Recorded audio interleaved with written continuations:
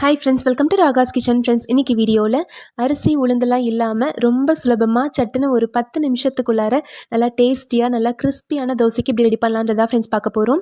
தோசை மாவு இல்லாதப்போ இந்த மாதிரி நீங்கள் ட்ரை பண்ணி பாருங்கள். நல்லா மொறுன்னு சூப்பராக தோசை கிடைக்கும், ரொம்ப டேஸ்டியாக இருக்கும். இன்றைக்கி இந்த கிறிஸ்பியான தோசை கூட சத்தான வேர்க்கடலை சட்னியும் உளுந்து சட்னியும் வச்சு சர்வ் பண்ணியிருக்கேங்க. இது ரெண்டும் எப்படி பண்ணுறதுன்றது ஆல்ரெடி நம்ம வீடியோ போஸ்ட் பண்ணியிருக்கோம். தேவைப்படுறவங்க செக் பண்ணி பாருங்கள். இந்த வீடியோட எண்டில் இதோட லிங்க் கொடுக்குறேன். இப்போது இந்த கிறிஸ்பியான உடனடி தோசை செய்கிறதுக்கு ஃபஸ்ட்டு ஒரு மிக்ஸி ஜார் எடுத்துக்கலாங்க. இதில் 1 கப் அளவுக்கு வெள்ளை ரவை எடுத்துக்கலாம். வறுத்தது வறுக்காது எது வேணாலும் பயன்படுத்தலாம். நான் இன்றைக்கி வந்துட்டு வறுத்த ரவை 1 கப் அளவுக்கு எடுத்திருக்கேங்க. இப்போது இந்த ரவை கூட 2 டேபிள் ஸ்பூன் அளவுக்கு கோதுமை மாவு போட்டுக்கலாம். கூடவே 2 டேபிள் ஸ்பூன் அளவுக்கு கடலை மாவு போட்டுக்கலாம். நம்ம பஜ்ஜி செய்கிறதுக்கு யூஸ் பண்ணுறோம் இல்லைங்களா, கடலை மாவு 2 டேபிள் ஸ்பூன் அளவுக்கு இது கூட சேர்த்துக்கலாம். இப்போ இது கூட தேவையான அளவுக்கு உப்பு சேர்த்துக்கலாங்க. நான் 1 டீஸ்பூன் அளவுக்கு சேர்த்துக்கிறேன். இப்போது எந்த கப்பில் ரவை எடுத்தீங்களோ அதே கப்பில் 1 கப் அளவுக்கு தண்ணி ஊற்றிக்கோங்க. இப்போ இது நல்லா நைஸாக அரைச்சி எடுத்துக்கலாங்க. நம்ம தோசை மாவு எந்த கன்சிஸ்டன்சியில் இருக்குமோ அந்த அளவுக்கு வந்து அரைச்சி எடுத்துக்கோங்க. பாருங்கள், இந்த மாதிரி அரைச்சி எடுத்தாச்சு. இது நல்லாவே திக்காக இருக்குது. இப்போ இதில் வந்துட்டு நம்ம ஒரு பவுலில் மாற்றிக்கலாம். பாருங்கள், இந்த அளவுக்கு நல்லா திக்கான மாவாக இருக்குது. இப்போது இந்த மிக்ஸி ஜாரில் ஒரு 1/2 கப் அளவுக்கு தண்ணி ஊற்றி நான் அதை வந்துட்டு ஒரு தடவை அரைச்சி விட்டுட்டு அந்த தண்ணியை இப்போ நம்ம இதில் ஊற்றிக்கலாம். மொத்தமாக 1 கப் ரவைக்கு 1.5 கப் அளவுக்கு நம்ம வந்துட்டு தண்ணி ஊற்றிருக்கோம். இது வந்து கரெக்டான அளவாக இருக்கும். இப்போ இது எல்லாத்தையும் நல்லா வந்து கலந்து விட்டுக்கலாம். ரொம்ப சுலபமாக சட்டுன்னு ரெடி பண்ணிடலாங்க. இப்போ 1 கப் ரவை எடுத்துருக்கோம் இல்லைங்களா, இதுக்கு வந்து பார்த்திங்கன்னா கிட்டத்தட்ட 10 தோசை கிட்ட வருங்க. 10லேருந்து 12 தோசை கிட்ட வரும்.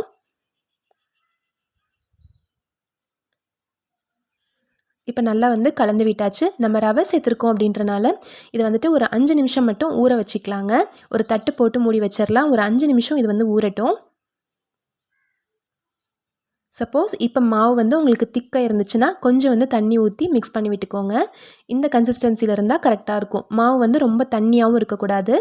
இப்போ இதில் எப்போ தோசை ஊற்றுறீங்களோ அப்போ ஒரு 1/4 டீஸ்பூன் அளவுக்கு ஆப்ப சோடா, பேக்கிங் சோடா சேர்த்துக்கோங்க. கூடவே ஒரு பாதி எலுமிச்சை பழத்துடைய சாறு வந்து நம்ம சேர்த்துக்க போகிறோம். இந்த தோசைக்கு நம்ம தயிர்லாம் எதுவும் சேர்க்கலை அப்படின்றனால பாதி எலுமிச்சை பழத்துடைய சாறு வந்து இதில் சேர்த்துக்கோங்க. அதே மாதிரி ஆப்பசோடா நம்ம சேர்த்து செய்யும்போது அது நல்லா கிறிஸ்பியாக வரத்துக்கு இந்த மாதிரி எலுமிச்சை பழத்துடைய சாறு சேர்த்துட்டு அதுக்கப்புறம் நம்ம வந்து ஊற்றணும் அப்படின்னா நல்லா கிறிஸ்பியாகவும் வரும். இதே மாவில் நீங்கள் வந்துட்டு கொஞ்சம் திக்காக ஊற்றி ஊத்தப்பம் மாதிரியும் ஊற்றிக்கலாங்க, ரொம்ப நல்லா வரும்.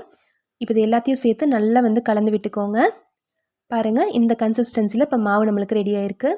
இப்போ ஸ்டவ்வில் ஒரு தோசைக்கல் வச்சுக்கலாங்க. கல்லில் லைட்டாக வந்து எண்ணெய் தடவி விட்டுக்கலாம். கல் கொஞ்சம் சூடானதும் ஒரு கரண்டி அளவுக்கு மாவு எடுத்து ஊற்றி ஸ்ப்ரெட் பண்ணிக்கலாம். நம்ம நார்மலாக தோசை மாவில் எப்படி தோசை ஊற்றுவோமோ அதே மாதிரி நல்லா ஈஸியாக ஸ்ப்ரெட் பண்ணுறதுக்கு வருங்க.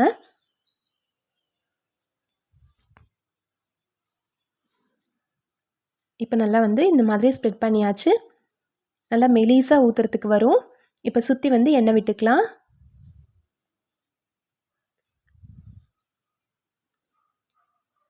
இப்போ லைட்டாக வந்துட்டு கொஞ்சம் லைட்டாக ஒரு கோல்டன் ப்ரௌன் கலர் வந்ததும் நம்ம வந்துட்டு தோசை எடுத்துடலாம். பாருங்கள், எவ்வளோ நல்லா கிறிஸ்பியாக வந்திருக்கு பாருங்கள்.